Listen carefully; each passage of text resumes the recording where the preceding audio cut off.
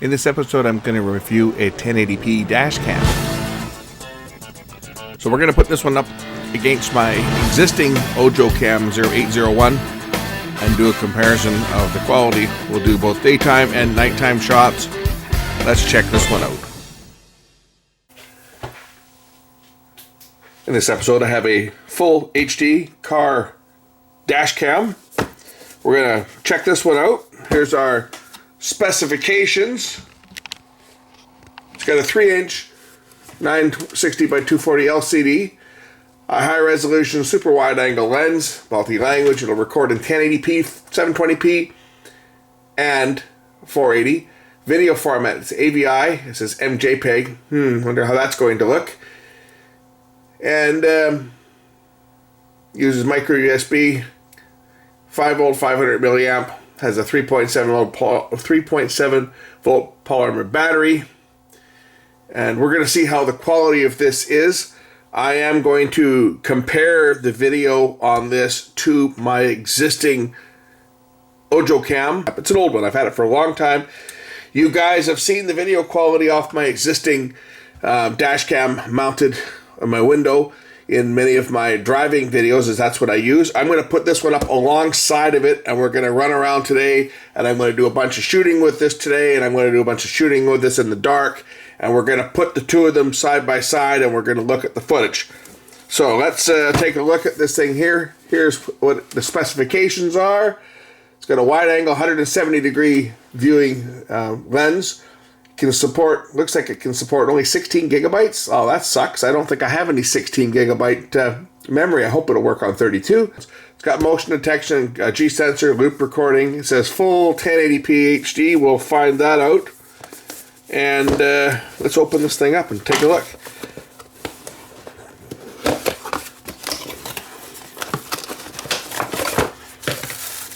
Oh, well, this is how it's coming out of here. It doesn't even look like it's new. Looks like the bag wasn't even sealed. But anyway, there's the camera. It's got a sticker on here. It's got an HDMI port.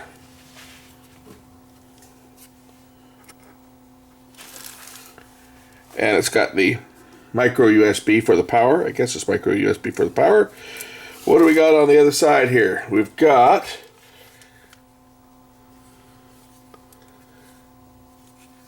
a protector on the screen. Our SD card goes in the side here. It's going to hang like that. There's a bracket here to mount it on. Good old suction cup.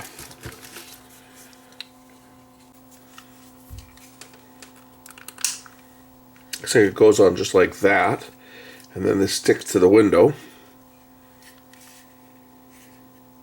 And here's a set of instructions. So let's look at the instruction manual. We'll look at the specs on this thing first. I'm going to put an SD card in here. We'll try it out, see how it works, and then I'm going to put it in the car, and we're going to drive around and do some testing. Well, that's good, because reading through the manual, it says a 32 gigs card is supported. So it gives you instructions on how to set the thing, menu key. I mean, these are all going to be pretty much standard. All these cameras generally tend to work about the same way. So we're going to go through the menus here momentarily. It says it's got 2 open parking modes. If there's no electricity in the machine, there'll be no external power. It'll be kept by shaking or vibrating. Because the machine is in boot, it will detect batteries, power low, and shut down. So I guess if it's in motion detection mode, as long as there's charge left in the battery, if it detects any motion, it'll start recording. That's so that if someone bumps your car while, if someone bumps your car while you're parked, the unit will turn on, I guess. I've never really had much of a need for that. I guess for some places, people have a tendency to hit your car and leave. The problem is if the camera's facing out the front window and someone hits the back, you're going to get a shot of the car in front of you that didn't hit you. So first I'll take off this backing. And we'll insert the SD card. It's a 32 gig.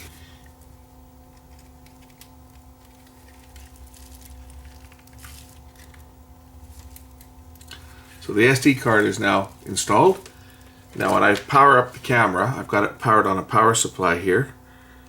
The cord goes in like that, facing up. And I've got the power supply turned on. I'll get the standard note that all these cameras do. They all sound the same. And it looks like the camera is now recording. If I want to stop it, I press the... There should be a button on here to press to stop it. Where is it? Probably one of these buttons over here. The OK button. Alright, so I want to get into the menu. I press the M button for menu. Here's where I can adjust the resolution. So using the up and down buttons here, I can go into resolution, press OK. Here's where I can select 1080 full, 1080, 720, or 480. I'm going to leave it on 1080 full. Loop recording, you can have it set for off, 3 minutes, 5 minutes, or 10 minutes. So if I set the loop recording to 10 minutes, it should give me 10-minute clips before it goes on to the next file. Exposure compensation, you can go up, down, 1 f-stop, 4/3, 5/3, up to 2 f-stops down, and up to 2 f-stops up. I'm going to leave it on normal. Motion detection, this is where you can turn motion detection on or off.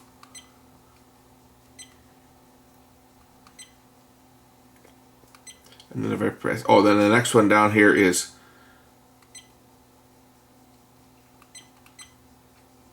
record audio. Where are we here? Motion detection, record. That motion detection's off or on. Where am I here? Next one down. Record audio, on or off. So it's on now. The date stamp, you can have the date stamp on or off.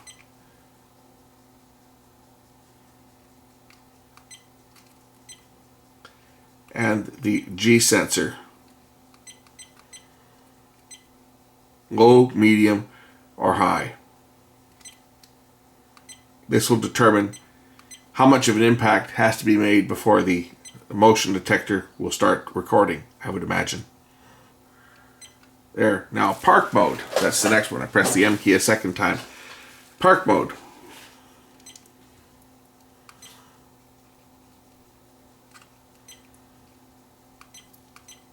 So this is going to be for the sensitivity for when it's parked. So if you set the sensitivity to high, and again you can turn the date time, you can set the date and time. So if I set the date and time here, go to date and time, select the year, 2018. Oops, I wanted to move it over and I pressed the wrong button. Date time, 2018.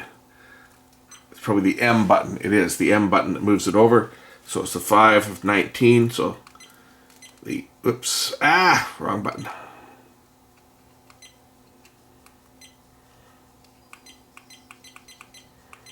Five, 19. Press the M button. Here's our time. It's going to be in 24-hour time, so it's 15:26 right now.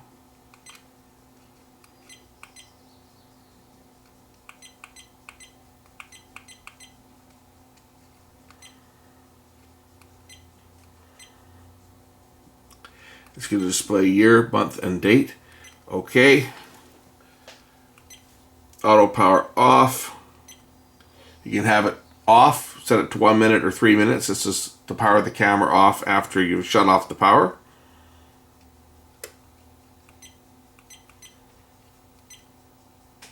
The beeper sounds, language, frequency. I'm going to set it to 60 Hertz because I'm in a 60 Hertz country. And format is to format the memory card. So we're going to format the TF card. All data will be deleted. Yeah, that's fine because there's nothing on it. So this is now formatting the card for use in the camera. The default settings, we don't need to worry about that. Power saving mode. So if we set that for, say, 30 seconds, and that's it. I'll go back out of here.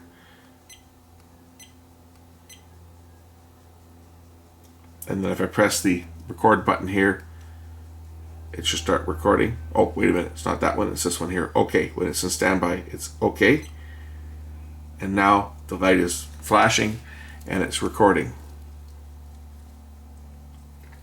And it's recording me talking on the camera now. So this thing's ready to go into the car. I'm going to take this, I'm going to mount it in the car, and we're going to drive around and do some recording. I already noticed one little headache with this thing already. The SD card. If you want to remove the SD card, you actually have to remove the power. You have to remove the USB plug to remove the SD card, which is not so much of an issue if you're just using this as a dash cam, but if you want to use it for recording footage and you're changing cards while you're driving when one card gets full, which is what I do with my other camera. As I'll be driving down the road, I have the loop recording turned off, and when the card gets full, the camera shuts down. I just pop the camera down, change the card, put the camera back up. Don't even have to pull over. I can do it with one hand. This one here, you're gonna have to disconnect the power from it in order to change the card. So it's not going to be a one-handed operation. You're going to have to pull over if you want to change the memory card.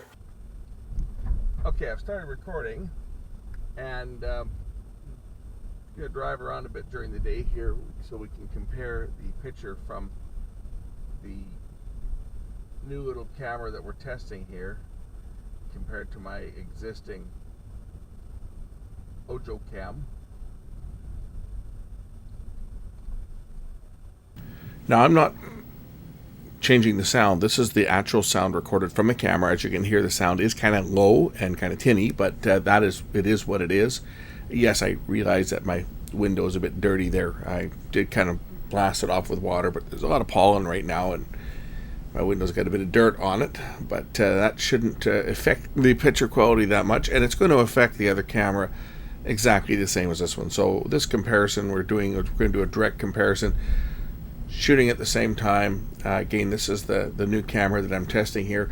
What I have noticed is that it runs at 24 frames when you're in the full HD mode, which is what we're in now. We're in full HD. The resolution it is encoding onto the card is 1920 by 1080 at 24 frames. Although looking at this picture, I can't say that that's a full HD picture because, quite frankly, it looks a bit soft, if you know what I mean. I think you'll agree when I switch over to the other camera in a second here, and we'll do the same shot, that the other camera is going to look better than this one.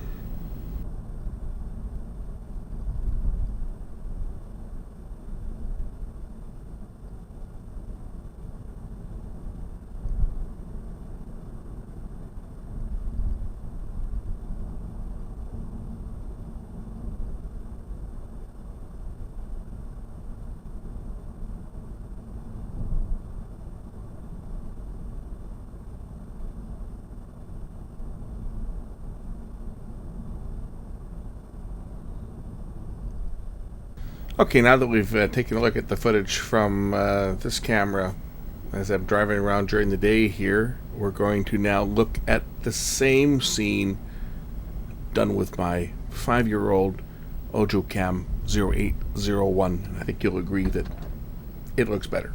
So let's look at the same shot off my old original camera.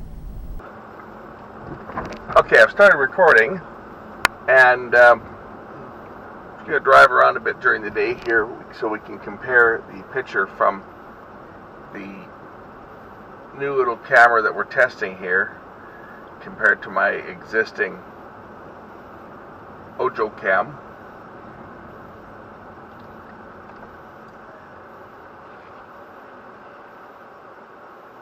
I don't even think we need to even look at the other camera again, because a blind man could tell the difference in the picture quality between this 4-year-old camera and the one that I just received.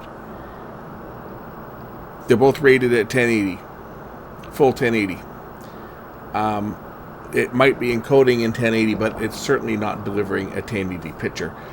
This one, my 2014 Ojocam that I picked up for like $100, the 0801, fantastic picture.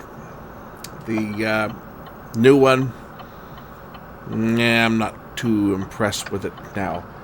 You know, I don't, when companies send me stuff to review, I don't sugarcoat them, as I think you guys probably know. I show you what they do, and if I like it, I say, hey, this looks good. And if I don't like it, I'm going to tell you it looks like crap. And the other one looks like crap. You know, I know suppliers probably not going to be happy to hear that, but unfortunately, it just doesn't have the detail that the old Ojocam does. So this video to show off a new camera isn't helping them. It's actually promoting the old Ojocam. I'm going to show you just a couple more shots from this because I want to do a nighttime comparison. So let's just see how it performed in low light. Did it do better than this one in low light? Let's find out.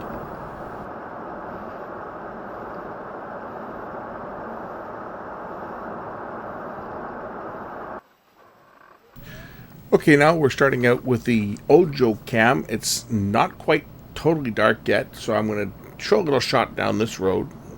This is the old Ojocam, and this is roughly what it looks like to the eye. It's almost completely dark, and the Ojocam captures this relatively faithfully, because this is about what the sky looks like at this time of night. Now we'll go over to the other camera and we'll look at the same clip, and then I'm going to move ahead a bit and we'll show you what it looks like when it's even darker. So here's a little clip here. I'm going to drive down the same section of road once it gets fully dark. We're going to drive down the same section and end it right about here. So let's take a look at the other shot of this same segment of road.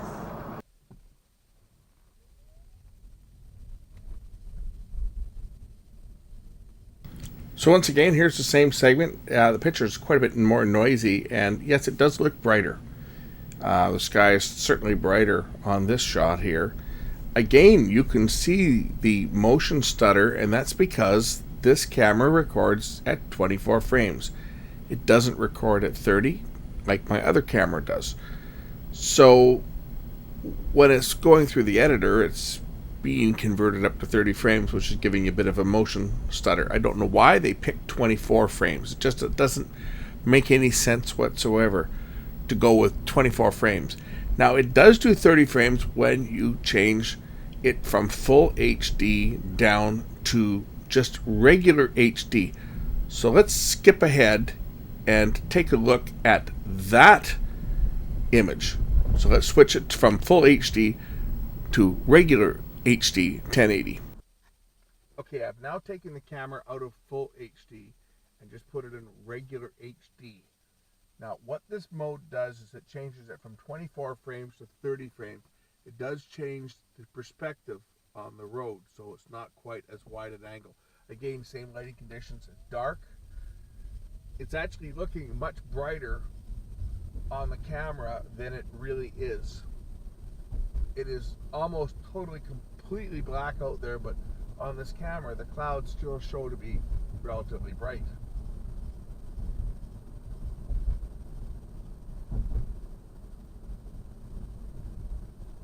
So I just wanted to show this mode so you can see the aspect ratio difference between the two of them.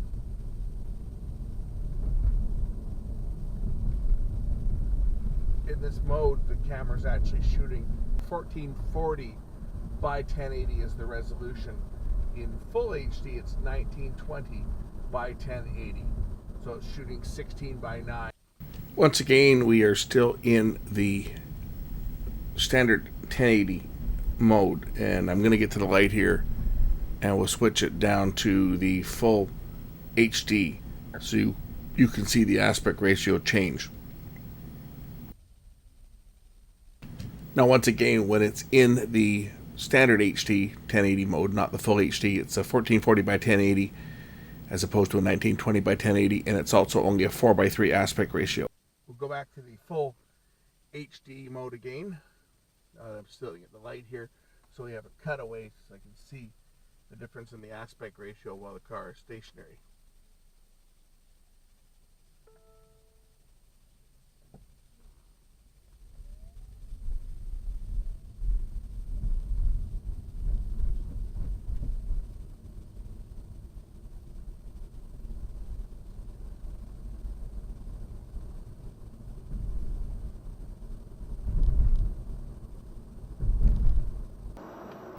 Once again, we're on the Ojocam 0801. Same conditions, same road. As you can see, the clarity, even though it's not quite as bright, the clarity off of this older camera is superior.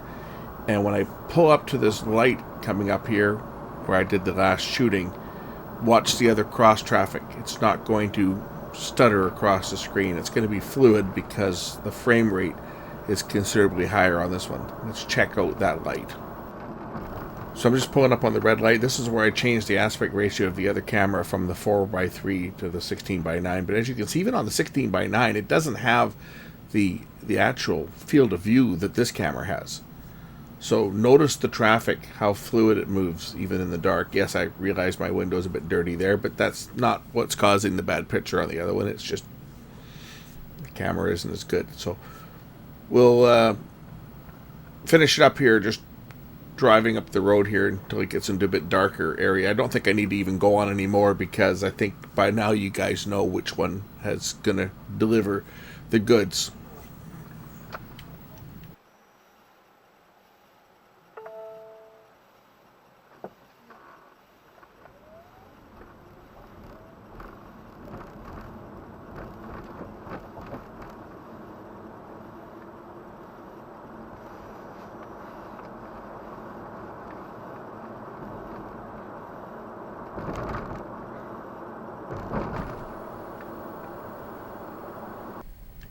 And one last look. Now it's totally dark, so I'm going to go down that first road again now that it's much darker. This is the new one, the new camera that I'm checking out. Oh, that traffic light just went up. I'm just going to drive down here, down this little dark segment of the road. We'll do the last clip from the Ojocam, and the video's done. I think you guys can decide which one looks better. So here it is. It's completely dark, and that's about how it looks. Let's take one last look from the Ojocam. And here it is. As you can see, pitch black out. Just the car headlights. That light went out again there. I hit my high beams and it kicked out the sensor on the light. My high beams are pretty bright. Yeah, that's about it. I think you can draw your own conclusions as to which one of these cameras has a better picture. The other one might be okay for just recording as a dash cam. It's inexpensive. It's much less money than the Ojocam was. I think it's around a $40 camera, and this one was about $120. So it is a less expensive camera. It doesn't perform as well. Thanks for watching. We'll catch you again in the next one real soon.